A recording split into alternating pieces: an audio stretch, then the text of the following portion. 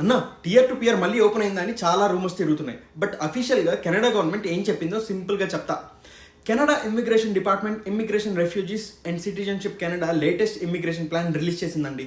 ఆ ప్లాన్ ప్రకారం 2026లో around 33,000 permanent రెసిడెంట్ని కెనడాలో ఆల్రెడీ ఉన్న టెంపరీ రెసిడెంట్స్ నుంచి తీసుకోవాలని ప్లాన్ చేశారు. టెంపరీ రెసిడెంట్స్ అంటే ఎవరు? Work permit workers, PGWP graduates, already కెనడాలో వర్క్ చేస్తున్న పీపుల్. బట్ ఇంపార్టెంట్ క్లారిటీ ఏంటంటే 2021 లాంటి open TR to PR programme announce చేయలేదు.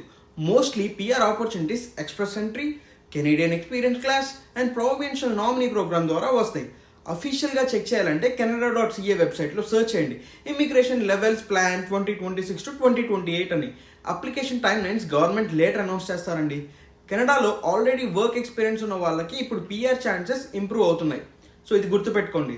మీ ఫ్యూచర్ డెసిషన్స్ క్లియర్గా తీసుకోవాలంటే లేట్ ఎందుకు? Follow care of Canada, subscribe to care of Canada, subscribe చేసుకోండి. చీర్స్.